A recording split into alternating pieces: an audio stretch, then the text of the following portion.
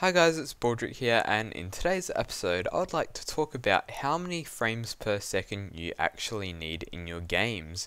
So for PCs you can choose how many FPS you'll be running at or roughly running at, because it really depends on the game you're playing. So what FPS is how many frames per second you're hitting in a certain point in time while you're playing your game. So usually you get about 30 to 60 on most games, and that is playable. The minimum frame rate that you should be playing games at is about 30. You don't want to go any lower than that. But what can work is really quick dips lower than that. That doesn't really matter if it's for a second at 9 FPS, then it goes back up to 30. That doesn't matter too much, but if it's staying at 9 FPS or 10, you cannot play at that frame rate unless you're playing a really old game like Doom 1 or something like that is capped at like 15 FPS or something like that. So what you want to be aiming at is definitely 30. So for consoles it is locked, and unless you've got a special game that can actually choose your refresh rate, you're not really gonna be getting too much benefit on this video, apart from this one tip.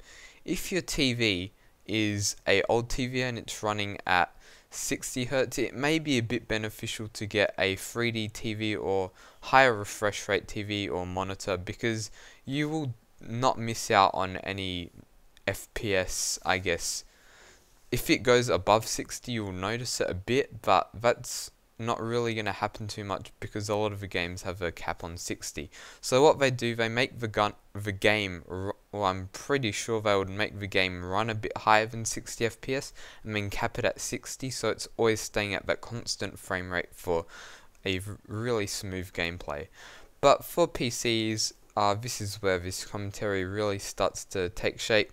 It is a different story. For PCs you can choose your graphics settings. You can make a really modern game like Battlefield 4 look like crap and get like 200 FPS on a really old system. So or maybe not 200 FPS if it's a really bad system, but you can definitely improve your frame rate, and that really depends on what settings you play on.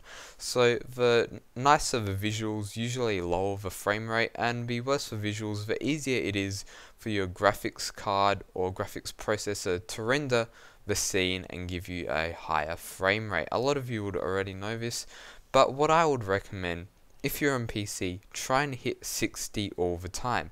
So this really depends on your hardware. If you've got hardware like a 750 or 750 Ti or newer, I guess, or better graphics card, you really want to be trying to hit 60. If you've got one slightly worse than that, say you've got a 630 or a 730 or maybe AMD's 240s or something like that, you want to sort of be aiming for 30 or 40 FPS. So in my opinion, I'm pretty sure it is better to get FPS than nice visuals. I highly recommend that if you've got a 60 Hz monitor, which most monitors would be unless you're investing into one of the early 4K monitors that are pretty old now, you generally have 60 Hz to play around with, and that's what you really want. And to make use of that, you just turn down your graphics settings. You get a little program like Fraps or something. It's free to use the demo to see how many FPS you're getting, or in some games it gives you the option to see how much FPS you're getting.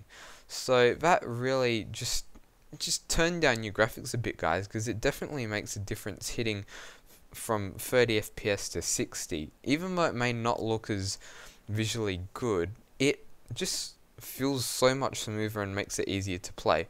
And if turning down the graphics settings on your game doesn't work, you can always tone down resolution a bit. This is maybe for a bit, I guess, lower end hardware. You'd maybe want to tone the resolution to 720p or something like that, but it's definitely worth getting that 60 FPS.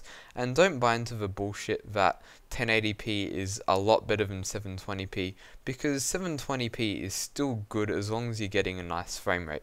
Any lower than 720p I don't take an interest in, but if you're playing at that sort of resolution, as long as you're getting a nice frame rate, you can still have an awesome gaming experience.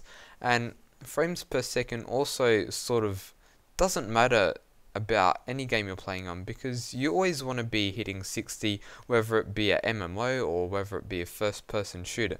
They both run a lot better at 60 FPS. So anyway guys, tell me what you think in the comments below about this sort of topic.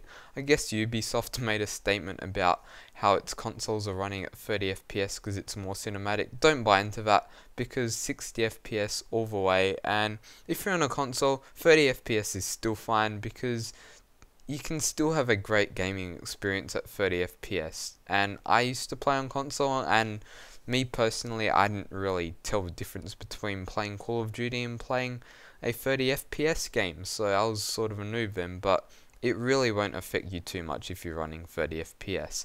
But if you've got the hardware, you may as well hit 60.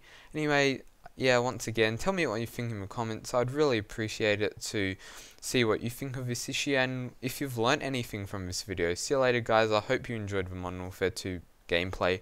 Have a nice day.